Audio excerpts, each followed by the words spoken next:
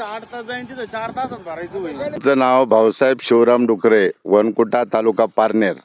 मी अतिशय सुंदर काम केलेलं आहे. आजपर्यंत मी ऊस शेती करतो. या मशीनसारखी माती कुठल्याही मशीननी मला आजपर्यंत लावून मिळालेली नाही. अतिशय सुंदर काम आहे याचं. माती भरपूर लागली. मशीन एकदम म्हणजे त्याला व्हायब्रेशन अजिबात नाही. एकदम सॉफ्ट चालतंय ते. आवाजसुद्धा येत नाही.